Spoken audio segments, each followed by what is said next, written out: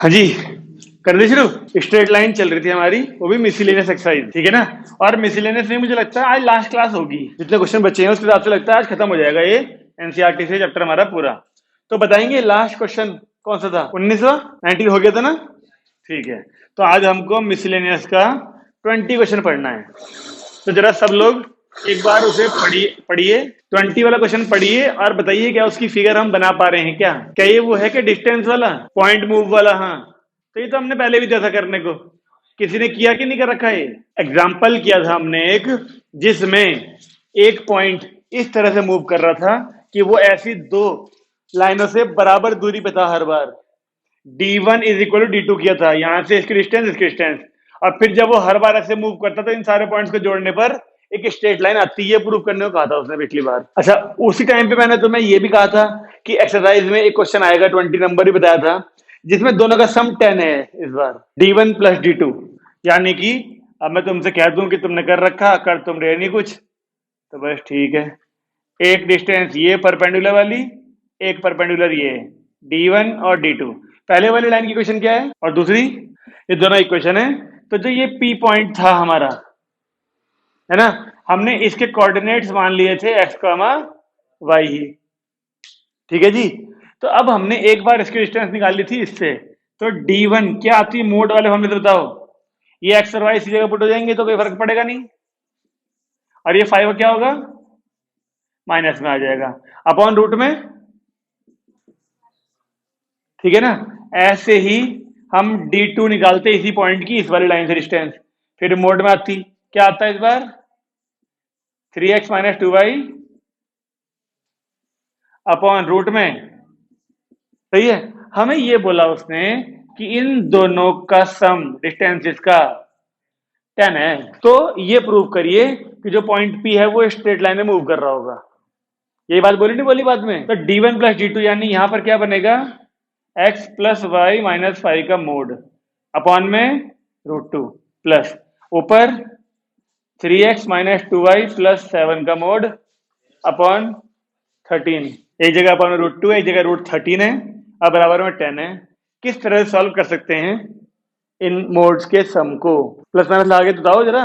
ऐसा काम नहीं चलेगा ना, बोल दिया सर केस बना के, सर प्लस माइनस लगा के क्या बनेगा ये बताओ। एक बार कोई वैल्यू एलसीएम लेके पहले यहाँ √13 यहाँ आ जाएगा, √2 यहाँ आ जाएगा, और फिर √26 वहां चला जाएगा, और फिर बताओ क्या करेंगे मोड ओपन करके? लगता है तुम्हें काम चलेगा इससे? दो केस से केवल वो प्लस प्लस और केवल प्लस माइनस वाले केस तब चला करते थे जब यहां मोड और इक्वल में एक और मोड होता था, क्योंकि प्लस प्लस वाला केस माइनस और माइनस के कट जाते से सेम रहता था। वो भेज सकते हैं तो उससे क्या फायदा होगा? वो केस बन जाएगा भाई, वो मोड दोनों अकेले थे। यहाँ पर ये 10 भी जाएगा साथ में, प्लस में उधर माइनस में जाएगा तो 10 माइनस समथिंग आएगा। तो चाह के भी इसमें वो वाले चार में से plus plus plus minus minus plus minus minus वाले जो चार केस थे, उन चार में से केवल दो से ही काम चल जाएगा, ये कहना मुश्किल है। केस में ऐसा केस ही नहीं है, इसमें ये वाली कंडीशन ही नहीं है कि एक मोड इक्वल टू दूसरा मोड, जैसा कि एग्जांपल में हमने किया था। तो अगर हम दोनों एक बार प्लस ले लेते हैं, पहला केस शुरुआत तो करें। अगर पहला केस लिया जाए और दोनों प्लस के कर दें, तो ये वाली वैल्यू x प्लस 5 माइनस 5 के रूट में क्या आएगा? 13। 3x माइनस 2y प्लस 7 के रूट में इंटू में क्या आएगा? और इधर क्या ये इस स्टेप पे छोड़ी जा सकती है इक्वेशन? क्योंकि x दो जगह नहीं आ सकते, y दो जगह नहीं आ सकते। इन्हें इकट्ठा करो पहले, इक्वेशन आनी चाहिए ax plus by plus c की फॉर्म में आनी चाहिए ना, यानी x वाले एक साथ, y वाले एक साथ, और कांस्टेंट टर्म एक साथ। यहाँ तो x यहाँ भी है, यहाँ भी है, y यहाँ भी है, यहाँ भी है, ये नहीं हो सकती इक्वेशन। सिंप्लीफाई करना पड़ेगा। अब बताओ ये क्या बनेगा? √13x और ये 3 इंटू √2x। जब उन दोनों में से आप x कॉमन लोगे तो आपको नहीं लगता √13 प्लस ऐसे बचेगा? अब ये बन चुकी है ax वाली फॉर्म। ऐसे y की बात करें तो √13y और 2√2y आएगा माइनस का, तो क्या कॉमन आएगा उसमें से? y। तो क्या बचा रूट में? 13 माइनस का 2√2। अब ये बन गया ax प्लस by वाली फॉर्म। अब कांस्टेंट टर्म की बात करें तो कांस्टेंट टर्म आएगा 5√13 माइनस का, और यहाँ पर 7√2 प्लस का, तो ऐसे लिख दूं, प्लस का 7√2 माइनस का 5√13 बराबर 0। ये दोनों भी आ गए, माइनस के 5√13 हो रहा, और ये अच्छा इक्वल टू 0 नहीं है, इसको भी लेफ्ट में लाओ, माइनस का 10 रूट बराबर 0। अब ठीक है, अब ये पूरी इक्वेशन में देखो ax plus B Y plus C यानी कांस्टेंट बराबर 0, जो कि इसकी है इक्वेशन स्ट्रेट लाइन की। तो हो गया ना, पी पॉइंट जो है वो एक्स कमा वाई वाली इक्वेशन आ गई है, तो स्ट्रेट लाइन में ही होगा ये भी। इसको डब्बे में डाल के लिखेंगे विच is the equation of straight line. नहीं अभी एक कर दिया ना, अब कोई एक केस और दिखा देंगे करके, एक प्लस एक माइनस वाला आएंगे तो चारों से इक्वेशन स्ट्रेट लाइन की, लेकिन हम चारों नहीं कर सकते ना। इसको डब्बे में डाल देना, हाँ दोनों प्लस वाला, इस मोड के आगे भी प्लस लग गया, इस मोड के आगे भी प्लस लग गया, मोड हट के डब्बे में डाल के लिख दिया विच is the equation of straight line. अगला केस सॉल्व करो, केस 2, एक वैल्यू प्लस की ले लो और एक माइनस की ले लो, यानी पहले वाले के आगे प्लस लगाओ मोड हटा के, दूसरे वाले के आगे माइनस लगाओ मोड हटा के। अब फिर एलसीएम लो, अब बताओ सॉल्व की इक्वेशन क्या आ रही है, मैं सीधे इक्वेशन लिखूंगा तुमसे पूछ के, वो भी इसको मिटा दूं। आइए आइए नमस्ते, क्या ले लो, लेकिन अलग से करना पड़ेगा, ऐसा नहीं हो सकता कि आप प्लस प्लस वाले को ही माइनस माइनस समझ लो, क्योंकि अगर आपने माइनस माइनस लिए तो उन दोनों का माइनस यहाँ कॉमन आके बाहर, फिर वो उधर जा सकता है अलग, तो अलग वैल्यू बन जाएगी एक। आप दोनों को एक ही बना के एक एक नहीं मान सकते, इसमें कोई भी एक केस, मतलब कोई भी दो केस रिपीट नहीं होंगे क्वेश्चन के अंदर। रिया मैडम नहीं आरोही मैडम, बस एक क्वेश्चन शुरू किया 20वां, आरोही के एग्जाम्पल में किया था हमने एक दिन, ध्यान आ रहा है डिस्टेंस वाला, ये डिस्टेंस बराबर थी उसमें, यहाँ पे सम 10 था तो मैंने होमवर्क दिया था, पर हमेशा की तरह जल्दी माइनस वाला एक और एक प्लस वाला लेके सॉल्व करके इक्वेशन बताओ मुझे। इक्वेशन बिल्कुल ही ऐसी आएंगी, बस कोफिशिएंट्स के साइन बदल जाएंगे इसमें, एक्स और वाई की कोफिशिएंट बदल, साइन क्या है इस बार, यहाँ माइनस आ गया, यहाँ प्लस आ गया, सब माइनस में, तीनों माइनस माइनस माइनस। ये तब आया जब पहले को प्लस लिया और दूसरे को माइनस लिया। फिर से लिख दो which is the equation of straight line, और similarly other two cases can be solved, ऐसे लिख के छोड़ दो, हम चारों केस सॉल्व नहीं कर सकते, दो केस सॉल्व करे बस हमने, और दो वैसे ही आएंगे जैसे ये दो आए हैं, other two cases can be solved. पढ़िए 21वां, क्या रे ऑफ लाइट वाला है क्या, 22वां है शायद वो, तो केस सेम नहीं है क्या ये वाला, हमको हमको एक लाइन की क्वेश्चन निकालनी है जो कि इक्वल डिस्टेंस पे है दो पैरेलल लाइन से, ये तो बोला उसने।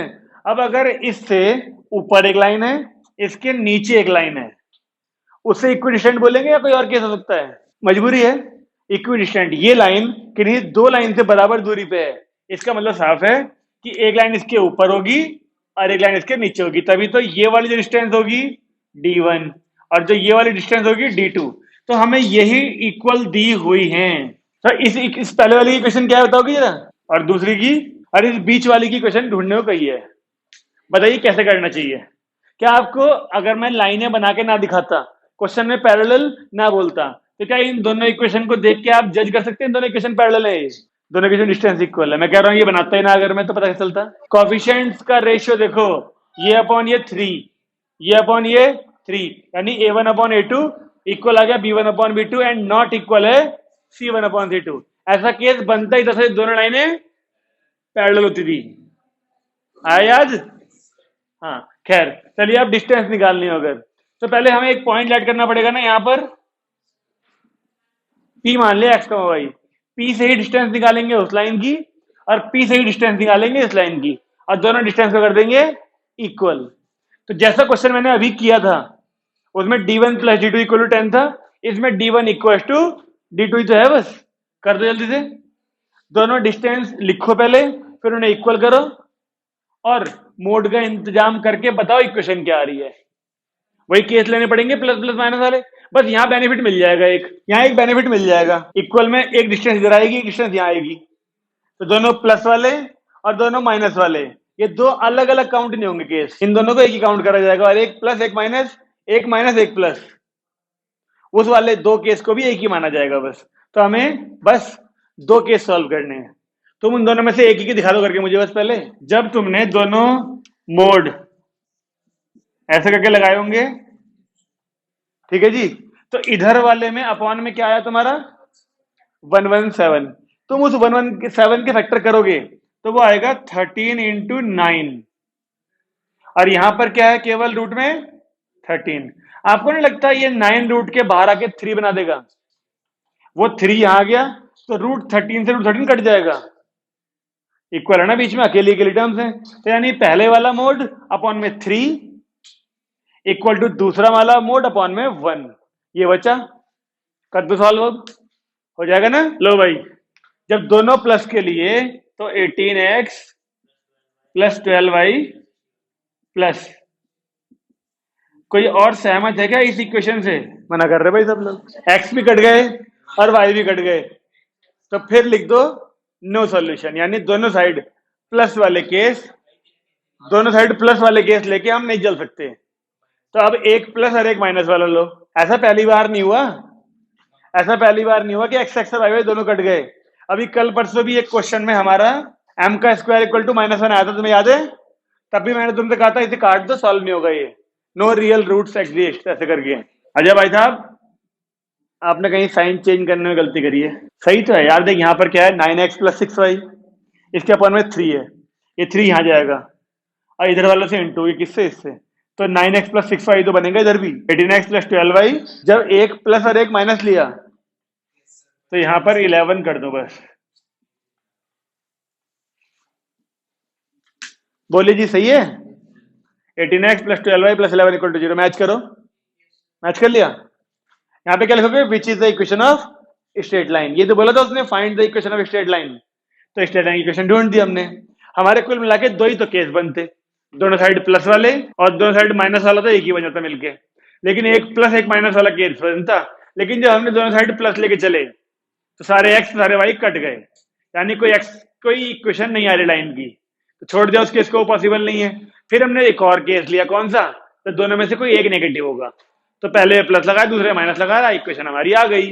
ये था हमारा 21वां क्वेश्चन। अब 22वां करें क्या? 22वां वो है क्या, रे ऑफ लाइट वाला? क्या बोला? एक ray of light 1,2 x axis पे टकरा रही है, किस पे? ए पे। तो इसके कोऑर्डिनेट्स को x,0 मान लूं, क्योंकि एक्स एक्सिस ही है। अब जब एक बात बताओ, रे ऑफ लाइट है ये, एक्स एक्सिस पे टकरा के रिफ्लेक्ट हो रही है, तो जितने एंगल पे आई थी उतने वापस भी चली जाएगी ना। और यहां पर क्या डलेगा? एक क्या कहते हैं, नॉर्मल। सब उड़ गया बेटे।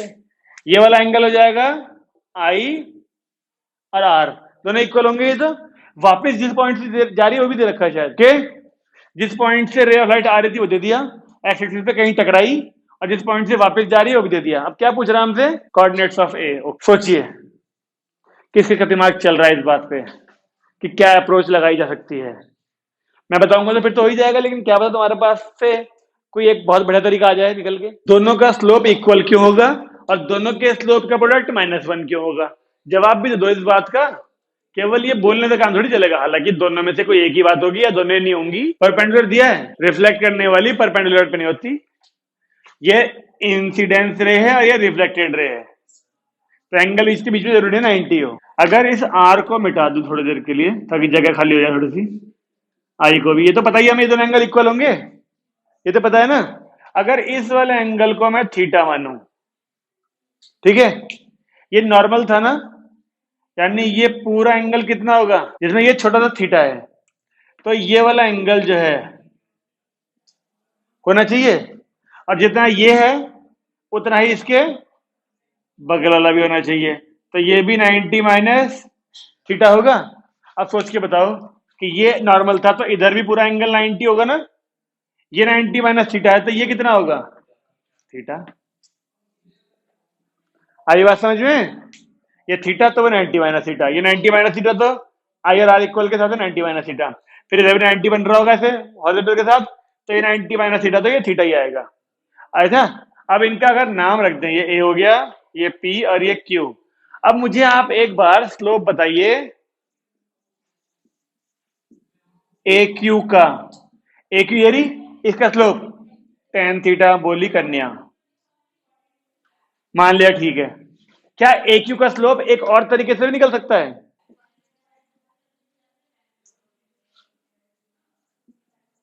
ऐसे बताइए। एक बार y2 minus i1 upon x2 minus x1 कर लिया, एक बार उसी को tan थीटा इक्वल कर लिया। अब इसका स्लोप भी निकाल रहा हूं, देखो बताइए इसका स्लोप भी क्या दो तरीके से निकल सकता है? Slope of P A. बताइए क्या आएगा एंगल की फॉर्म में? कैसे बोला आपने 180 माइनस थीटा मैडम? ऐड कर दिया इनको, 180 माइनस थीटा आ गया। एक आसान तरीका और भी था कि ये एंगल कितना है नीचे वाला? 90 है, ये थीटा है, तो ये पूरा बचा हुआ कितना होगा? भाई ये वाला थीटा है, तो ये पूरा बचा हुआ 180 माइनस थीटा होगा। और इस लाइन का स्लोप यहां से एंगल पूरा यहां तक आएगा ना, तो tan 180 minus theta. tan 180 minus theta की वैल्यू क्या होती है? ए क्यू नहीं एपी। अरे एंगल थीटा ही तो है यहाँ पर, तो स्लोप tan थीटा ही तो आएगा। एंटी क्लॉकवाइज आता है एंगल। खत्म होने वाला है बस। इसकी वैल्यू बता रहे थे तुम, माइनस tan थीटा, क्योंकि सेकेंड क्वाड्रेंट है। और इसका स्लोप भी निकाल लो एक और तरीके से पिएगा, 2 माइनस 0 अपॉन, क्या दोनों इक्वेशन में आरएचएस में tan थीटा आ गया? इस वाले माइनस को यहां से हटा दूंगा अगर, तो इधर कहीं भेज देंगे, लेकिन दोनों का आरएचएस कम से कम इक्वल तो हो गया। और दोनों के आरएचएस इक्वल तो एलएचएस भी इक्वल कर दो बस। इस माइनस को इधर भेज देना बस, ठीक है ना। और दोनों के एलएचएस से एक्स की वैल्यू आ जाएगी, अननोन एक्स ही तो है बस। तो इस क्वेश्चन में सारा खेल इसका है, एंगल्स का। दोनों इक्वेशंस की मदद से जो एक्स सॉल्व करके आया वो ये आ रहा है। तो इस हिसाब से जो ए पॉइंट हमें ढूंढने को कहा था उसने, तो ए के कोऑर्डिनेट हो जाना चाहिए 13/5, 0। ये होना चाहिए फिर आंसर। देख लो, 1 2 3 4, एक दो लाइन सॉल्व करने में लग गई होंगी बस, मतलब 7-8 लाइन में खत्म हो गया क्वेश्चन। ये 22 बता, टोटल कितने क्वेश्चन है? तेरा तो आ गया था पर आंसर, तुझे मना करा था उस दिन मैंने। मैं तो कहता हूँ करा फेयर में ही कर, लेकिन जगह छोड़ के करा कर। पढ़ा क्या? हमें 2 पॉइंट दिए हैं, रूट में A square minus B square comma 0, minus root में A square minus B square comma 0। इन दोनों पॉइंट से एक लाइन की डिस्टेंस का प्रोडक्ट हमें 2p² या p² कुछ प्रूव करना है, k² प्रूव करना है? p² प्रूव करना है। हाँ p²। लाइन तो एक ही है ना, देखो लाइन तो एक ही है, पॉइंट 2 है। तो क्या ऐसा माने कि अगर ऐसे कोई लाइन है एक, तो एक पॉइंट यहां मान लेते हैं, इसकी डिस्टेंस आएगी d1। एक पॉइंट नीचे मान लें, इसकी डिस्टेंस आ रही है d2।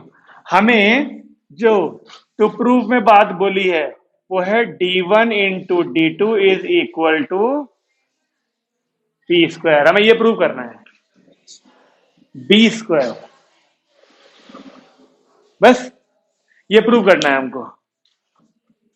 अच्छा, अगर इस पॉइंट की बात करें तो ये है रूट में a² माइनस b² कॉमा 0। इसकी बात करें तो रूट में a² माइनस b² माइनस के साथ और 0। ऐसा है ना। इस लाइन की क्वेश्चन नहीं बोली तो लगे हाथ, x upon a cos theta, y upon b sine theta 1। ये लाइन की क्वेश्चन हो गई हमारी।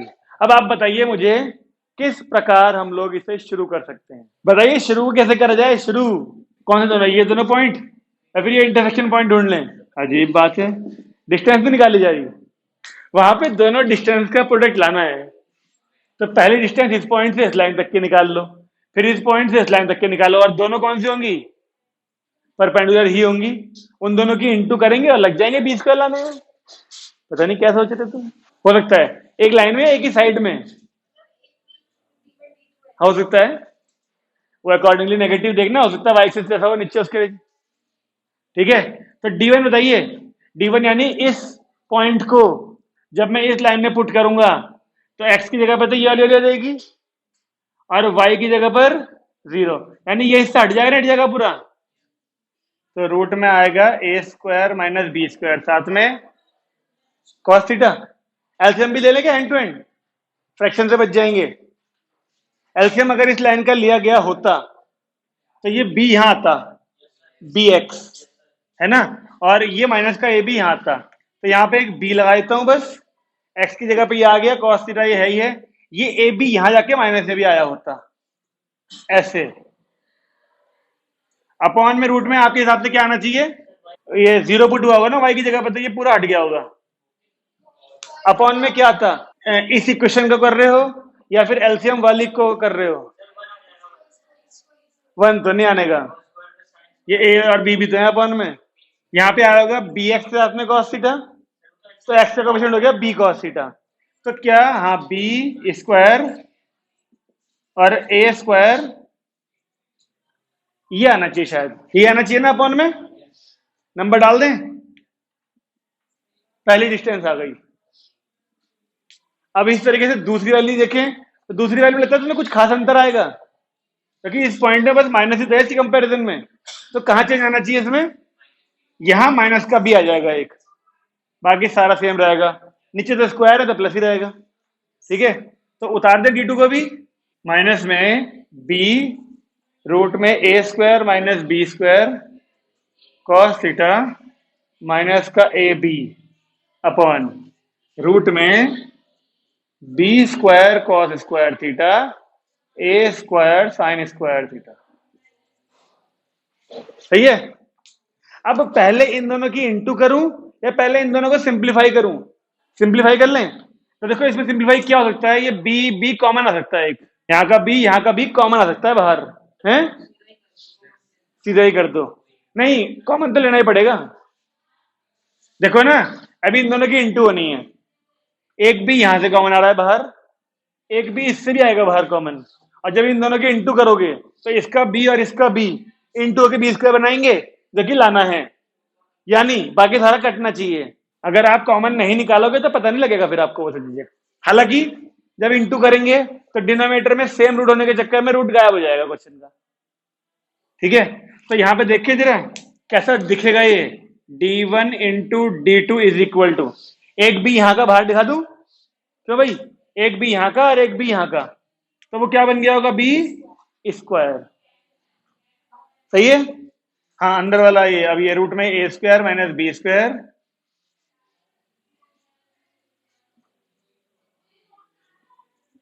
कॉस थीटा माइनस ए, यहां पर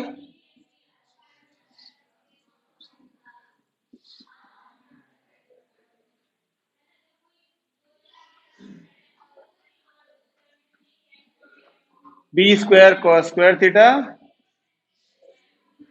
ए स्क्वायर साइन स्क्वायर थीटा। देखो देखो देखो, यहां पे मोड था, है ना, बी तो कॉमन ले लेता, लेकिन उसके बाद भी देखो ये भी टर्म नेगेटिव की, ये भी नेगेटिव की, वो नेगेटिव भी कॉमन लिया हो तो मोड के चक्कर में वो माइनस प्लस बन गया, जिसके चक्कर में देखो दोनों वैल्यू प्लस की दिख रही है, यहाँ का भी माइनस प्लस बन गया, यहाँ का भी प्लस बन गया। अब क्या फायदा हुआ, अगर आप इस पूरे को ए लो तो ये माइनस का बी है, और वही ए यहां पर है, और इस बार प्लस का ए है, बी है मतलब, तो यहां पर ए माइनस बी, ए प्लस बी वाली आइडेंटिटी लग जाएगी ऊपर।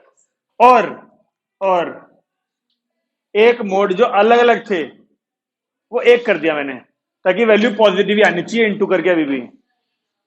ठीक है जी, तो ए प्लस बी ए माइनस बी लगा दें, ये बी स्क्वायर ऐसे कैसा, क्या आएगा इसका स्क्वायर में, इसका स्क्वायर आएगा और माइनस इसका स्क्वायर, इसका स्क्वायर का रूट क्या हो जाएगा ना,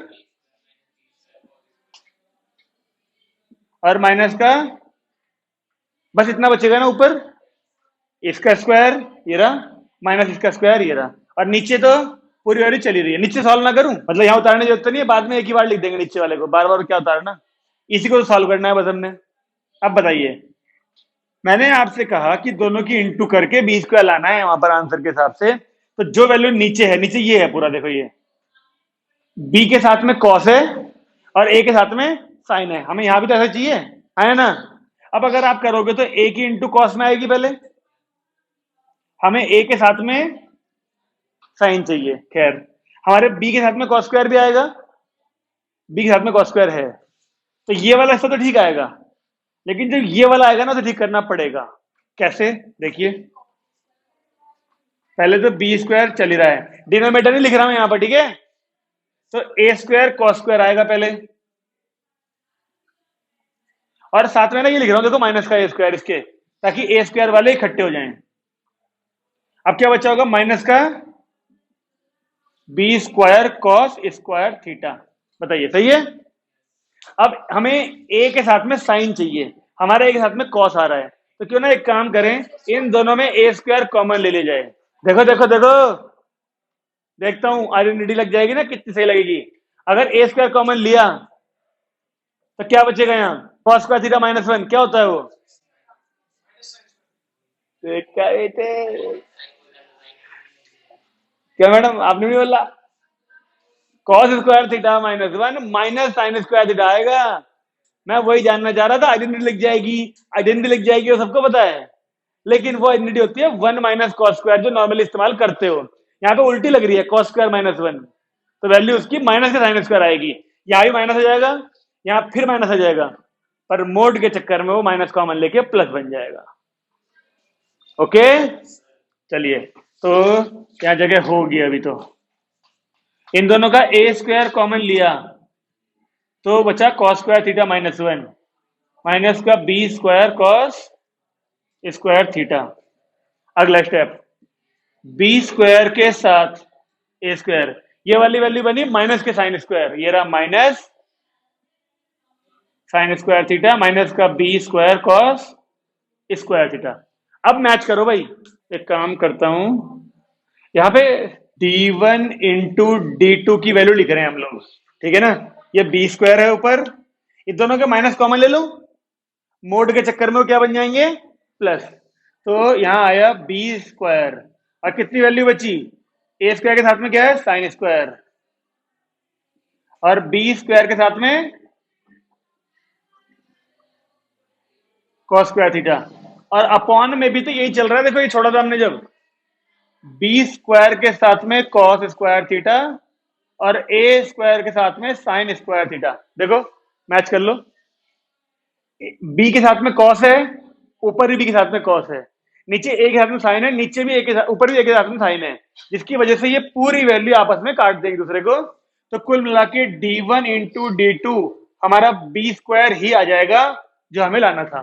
तो ये क्वेश्चन है लाजवाब। सबसे पहला स्टेप बताऊं, एक बी यहां से कॉमन लिया, यहां आ जाएगा बाहर, एक बी यहां से भी कॉमन आएगा, यहां आएगा, और जब दोनों की इंटू करेंगे तो यहाँ वाला बी मल्टीप्लाई होकर बी स्क्वायर हो जाएगा। अंदर वाले ब्रैकेट ऐसे कैसे लिखे हुए? यहाँ का बी बाहर नहीं आता, आने आएगा तेरे से, एक बी ये रहा, एक बी ये रहा, कौन सा? ये माइनस का है, ये वाला माइनस का है। तो कॉमन लेने पे क्या फर्क पड़ता है, प्लस का है कि माइनस का है? कॉमन लेना इज कॉमन लेना, माइनस का ये छोड़ तो रखा है यहाँ पर। पहले एक की समस्या का समाधान कर लेने दे। हाँ जी, इसमें कुछ कॉमन है क्या? क्या बचेगा बता? अब यहाँ भी तो माइनस था, यहाँ तो लिखा नहीं तूने बाहर, तो यहाँ पे क्यों परेशान हो रहा कि माइनस था तो बी कैसे बाहर आ गया? इसका माइनस छूटा था, लेकिन मैंने कहा यहाँ पे मोड लगा हुआ है, दोनों माइनस थे, दोनों के माइनस कॉमन लिए, उस मोड ने वो माइनस प्लस कर दिए, इसलिए दोनों प्लस के हो गए हैं। हाँ जी संचित महाराज, अब आप बताइए, हो गया? डाउट ऐसा ही होना चाहिए किसी का ना, 50 बच्चे पूछ रहे हैं डाउट, सर मेरा मेरा मेरा मेरा, और एक बच्चे ने कह दिया सर ऊपर से लेकर नीचे तक। उसे सारा समझाने के चक्कर में फिर पूछो बाद में किसी का कोई डाउट रह गया? No sir. देखा ना, अजय का डाउट इतना जबरदस्त था कि संचित का डाउट खत्म। लेकिन ये क्वेश्चन बहुत जबरदस्त है, इसकी प्रैक्टिस बार बार कर लेना, ठीक है? हटाया जाए, अभी रह गया? चलो जिनका ये हो गया वो अगला पढ़ो, जंक्शन वाला। इत्तेफाक से इस मोड में सारी कांस्टेंट टर्म्स हैं, क्योंकि एक्स और वाई वेरिएबल जो होते हैं उसमें तो हमने वैल्यू पुट कर दी थी ये वाली, तो यहां तो कहीं वेरिएबल बचे ही नहीं मोड के अंदर। हटाया जाए?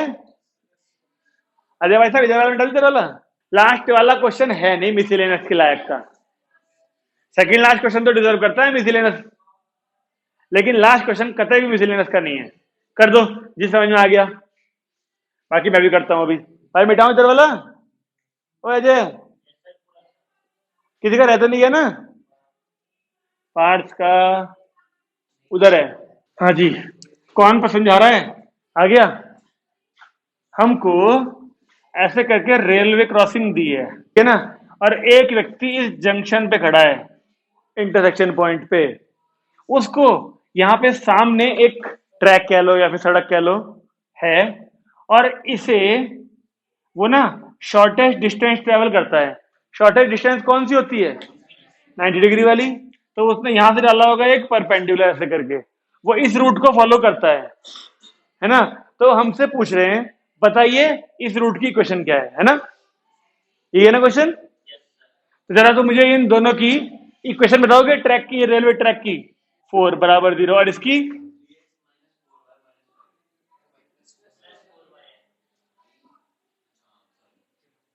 ये दोनों इक्वेशन हो गई। और इस वाले ट्रैक की क्वेश्चन क्या है, लास्ट में दे रखा है जो।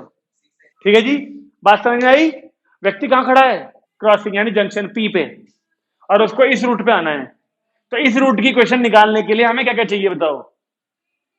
इसकी क्वेश्चन निकालने के लिए स्लोप और पॉइंट।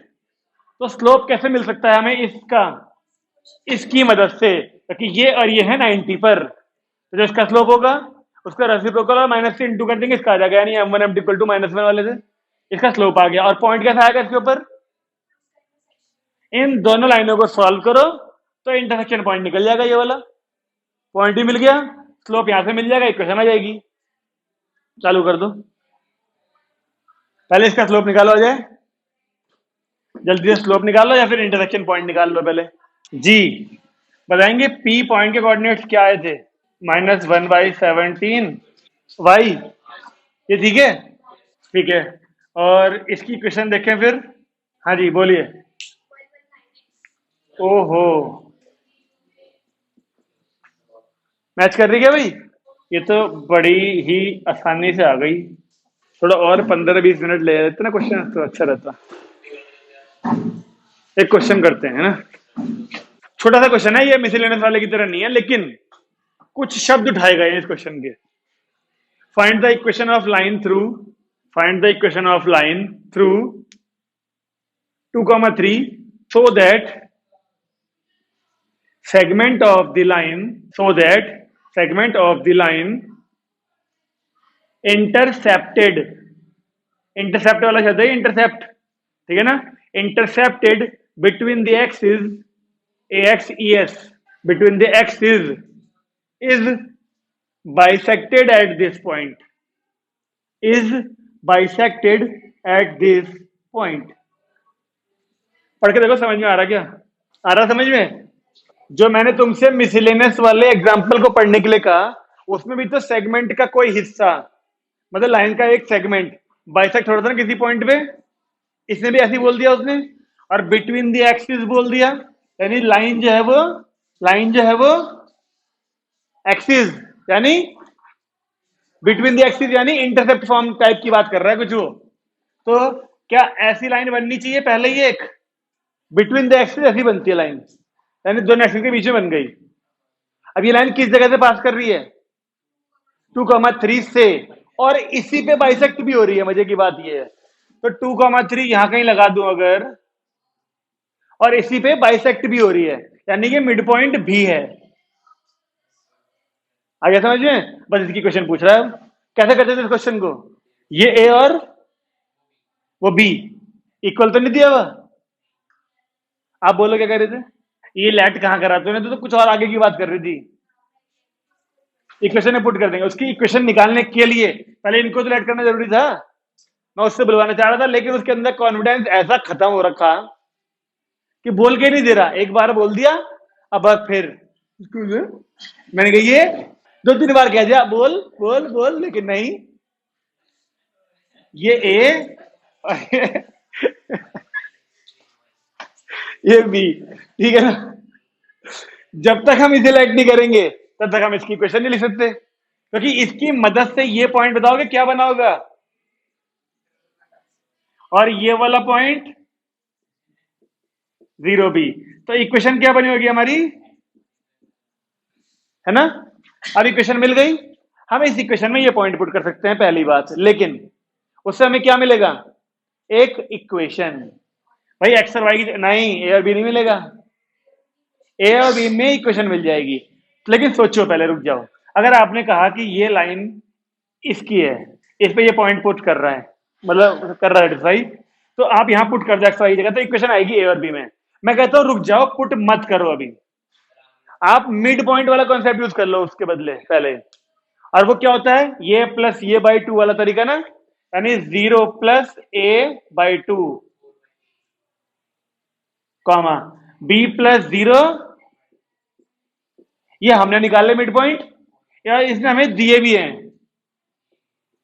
2,3, तो कंपैरिजन से इक्वल हो जाना चाहिए पहले वाला पहले के, यानी A की value 4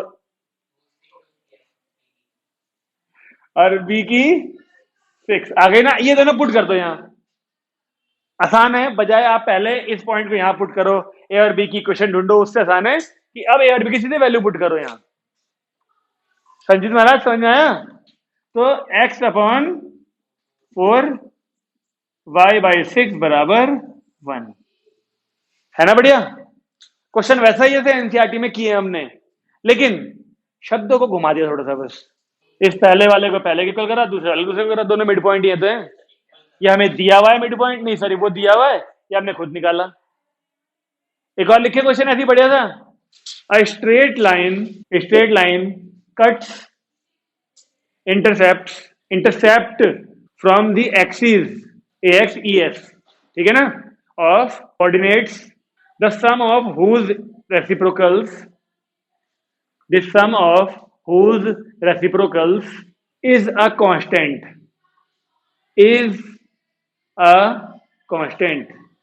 show that it always passes through a fixed point. Figure तो क्या ही बनाएंगे, लेकिन हाँ इतना पक्का है कि है ऐसी फिगर, बिटवीन द एक्सिस वाला काम चल रहा है। लेकिन इस बार इंटरसेप्ट्स का सम ना देके उसके रेसिप्रोकल का सम दे दिया, वो भी कितना? कांस्टेंट, यानी के। तो सबसे पहले इक्वेशन हमें क्या लिखनी पड़ती है? वही x अपॉन ए y अपॉन बी बराबर 1 होती है इक्वेशन इंटरसेप्ट फॉर्म। तो हमारे इंटरसेप्ट ए और बी थे, तो क्वेश्चन के हिसाब से अकॉर्डिंग टू क्वेश्चन जो हमारे इंटरसेप्ट ए और बी थे उनके रेसिप्रोकल का सम, यानी रेसिप्रोकल ये प्लस ये, हमें ये बना लो फिगर ऐसी बनेगी थी यहां थी, लेकिन उसने मिड पॉइंट नहीं दे रखा, कोई इंटरसेप्ट की वैल्यू नहीं दे रखी प्रॉपर, तो फायदा क्या है बना के, इसलिए नहीं बनाई मैंने। ठीक है जी, यहां तक ठीक है। अगर के को नीचे लाया जाए तो ए बी को ऊपर एलसीएम लेके फिर ऐसी फॉर्म नहीं बनेगी ना। उसने हमसे क्या कहा? उसने कहा कि जो आपके इंटरसेप्ट हैं उनके रेसिप्रोकल का सम कांस्टेंट है, ठीक है जी। तो प्रूव करिए कि लाइन ना एक फिक्स्ड पॉइंट से पास कर रही है, फिक्स्ड पॉइंट से पास कर रही है, ठीक है। तो अब लाइन, मुझे एक बात बताओ सोच के, जब ये होता है एक्स अपॉन ए वाई अपॉन बी, आपको नहीं लगता कि जो लाइन है वो एक्स एक्सिस पे ए पे काट रही होती है और वाई एक्सिस को बी पे काट रही होती है? इस इंटरसेप्ट फॉर्म की मदद से हमें चलता है पता कि लाइन जिस पॉइंट से पास कर रही है वो पॉइंट है क्या, है ना। तो मैं लाइन की ना फॉर्म नहीं खराब करना चाह रहा, तो मैं किस के को नीचे लाऊंगा? रुक जाओ एक मिनट, देखो जरा, ऐसा बनेगा ना, के नीचे आया तो ये के माइनस में आया, अगर इधर यहां माइनस का के तो जीरो बचेगा इक्वल में, और ये के अगर डिवाइड में आया तो इधर 1 बचेगा। यानी तो ये मान ले मैंने तीनों को कैसे डिवाइड कर दिया, ऐसा मान ले। तो इसके अपॉन में यहाँ के आ गया, इसके अपॉन में भी के आ गया, तो इसको कैसे डिवाइड करा गया होगा? तो कोई समस्या यहां तक? अब देखो क्या होने वाला है, क्या हम इसमें थोड़ा बहुत फेर बदल कर सकते हैं? फेर बदल, हाँ, थोड़ा मॉडिफिकेशन कर दो इसमें, मॉडिफिकेशन इस फॉर्म को मद्देनजर रखते हुए। इस फॉर्म के हिसाब से नीचे वाली वैल्यू क्या होती है? इंटरसेप्ट, इंटरसेप्ट, ठीक है ना। अगर मैं आपसे कहूं अपॉन में ए लें, अपॉन में के लें, हाँ देखो इसको ऐसे कर सकते हैं क्या, इस लाइन को रीअरेंज करके इस के को, मतलब नीचे के था, इसे 1 अपॉन के लिख सकते हैं क्या, है ना। और अब अगर हम इन दोनों को कंपेयर करें, इन दोनों इक्वेशंस को कंपेयर करें, ये पहली इक्वेशन, ये दूसरी इक्वेशन, आपको नहीं लगता कि इस इक्वेशन में x की जगह भी क्या पुट करा हुआ है और y की जगह भी क्या पुट किया हुआ है? तो क्या कंक्लूजन बताओगे आप इस बात से? अरे ओरिजिन कहां से आ गया? x की जगह 1 अपॉन के पुट किया, y की जगह भी 1 अपॉन के पुट किया हुआ है, यानी जो लाइन है ये वाली, ये किस जगह से पास कर रही है? 1 अपॉन के कॉमा 1 अपॉन के, तभी तो पुट किया गया होगा। आप इन दोनों को कंपेयर करो ना, इन दोनों को कंपेयर करते हो, कंपेयरिंग 1 एंड 2, तो आप ये पाओगे कि x की वैल्यू भी 1 अपॉन के है और y की वैल्यू भी 1 अपॉन के है। तो क्या 1 अपॉन के कॉमा 1 अपॉन के, आपको नहीं लगता सॉल्यूशन होना चाहिए इस लाइन का? फिर और सॉल्यूशन होना चाहिए या नहीं, इस पॉइंट से लाइन पास कर रही है। यही तो बोला उसने कि प्रूव करिए कि जब उस लाइन के इंटरसेप्ट का रेसिप्रोकल का सम कांस्टेंट होगा तो वो लाइन एक फिक्स्ड पॉइंट से पास कर रही होगी। तो देखो फिक्स्ड पॉइंट से तो पास कर रही है। अब फिक्स्ड कैसे कहोगे इसे? जब आपने यहां पर सम को कांस्टेंट के एक कांस्टेंट लिया था, कांस्टेंट वैल्यू वो होती है जो बदलती नहीं है। अब वही के आ गए यहां पर, तो फिक्स्ड पॉइंट होगा कि नहीं होगा बताओ? ये उसी के से मिलके बन रहा है ये पॉइंट। अगर के की वैल्यू 5 थी, कांस्टेंट है 5, तो ये 1/5 कम 1/5 होगी लाइन यहां से पास कर रही होगी, क्योंकि ये फिक्स्ड था, यानी ये कांस्टेंट वैल्यू थी। तो उसी कांस्टेंट को यूज करके जो पॉइंट बनेगा वो फिक्स्ड पॉइंट ही तो होगा। ये एक्चुअली क्वेश्चन जो है ना इसका है, इसलिए थोड़ा सा हाई फाई है समझने के लिए। लेंथ वाइज ज्यादा बड़ा नहीं है क्वेश्चन, लेकिन अच्छा है।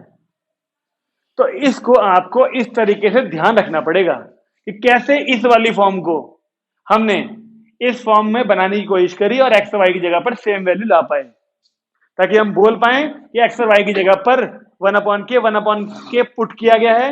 इसका मतलब वो लाइन 1/k से पास कर रही है। क्वेश्चन में यही बोला उसने। कैसे कर देते इक्वल भाई? इक्वल ही तो नहीं कर सकते थे। इक्वल कैसे करेगा ये बताना, क्यों करेगा इक्वल? अब हम कंपैरिजन इसलिए कर पा रहे हैं क्योंकि अपॉन में ए है, प्लस है, इसलिए कंपेयर कर पाए पहले वाली वैल्यू को पहले से। ठीक है जी, ये क्वेश्चन एग्जाम्पलर का है और बढ़िया वाला है। लिखो, एक और लिखो। नहीं, फिक्स पॉइंट का मतलब ये नहीं है कि वो एक्सिस को दो जगह काट रहा है, चार जगह ना। फिक्स पॉइंट का मतलब ये है कि वो एक ऐसे पॉइंट से लाइन पास कर रही है जो पॉइंट चेंज नहीं हो रहा, मतलब घटबट नहीं रहा, फिक्स्ड है वो पॉइंट। नहीं, जैसे देखिए x/a/y/b है, ये अलग अलग इक्वेशन के लिए अलग अलग रहेंगी वैल्यू। एक लाइन में ये 5 और 7 है, दूसरे में नहीं होगा। हाँ, सिंगल के लिए तो सेम रहेगा भले ही, लेकिन मैं ये कह रहा हूं कि हमने यहां पर सम कांस्टेंट लिया। अब इस कांस्टेंट का क्या मतलब है? तो उसी हर केस में जो भी आ रहा होगा, तूने कहा ना हर केस में कांस्टेंट रहेगा, तो जो भी कांस्टेंट वैल्यू आएगी उसी शब्द से तो मिला के हमने पॉइंट निकाल दिया एक। तो इसे कांस्टेंट यानी फिक्स्ड पॉइंट कैसे नहीं कह सकते? फिर बताओ आप कैसे इसे फिक्स्ड पॉइंट नहीं कह सकते? अच्छा, दूसरी बात, हम आंसर ए और बी में क्यों नहीं ला सकते? तो कहना चाह रहा है ना कि ए और बी भी तो कांस्टेंट है, हम ए और बी में आंसर नहीं ला सकते। बताओ क्यों नहीं ला सकते? नहीं, वो गिवन नहीं है, हमने ए और बी खुद लेट किए हुए हैं। तो चीजें हम खुद लेट करते हैं उनमें कभी आंसर नहीं आता। अब तुम बोलो कि सर गिवन तो के भी नहीं था। गिवन था कांस्टेंट, हमने उस कांस्टेंट को एक सिंबल दिया है बस। क्वेश्चन में गिवन तो था ही कि वो कांस्टेंट है। ठीक है भाई चिराग? तो कुल मिला के हम ए, बी या के, इन तीन चीजों में आंसर ला सकते थे। ए और बी में ला नहीं सकते क्योंकि वो हमने खुद लेट कर रखे हैं। तो ले देखिए बच्चा के, इसलिए के की फॉर्म में लाए हैं, तो आगे ऑप्शन नहीं लाने का हमारे पास। तुमने एक क्वेश्चन वो किया था क्या 9th क्लास में, क्वाड्रिलेटरल चैप्टर में, कि ये पैरेललोग्राम है तो इसे रोम्बस प्रूव करो। बोलो ऑनलाइन थे, याद तो होगा, कुछ थे क्वेश्चन ऐसे थे, पैरेललोग्राम को रेक्टेंगल प्रूव करो, रेक्टेंगल को रोम्बस करो, है ना? ऐसा ही क्वेश्चन यहाँ भी है एक। हाँ, छुट्टी कर रहा हूं, तुम करोगे क्वेश्चन तो। लिखिए, prove that the parallelogram formed by, ये लाइन की क्वेश्चन है, x/a plus y/b equal to 1, ठीक है ना, कॉमा x/b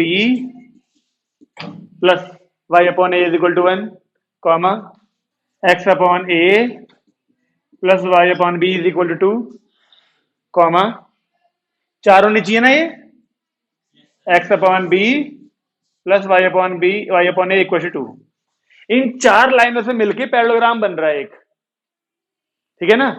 हमें बोला है इज ए रोम्बस, बोला था ना question, prove that the parallelogram formed by the lines ये इज ए रोम्बस।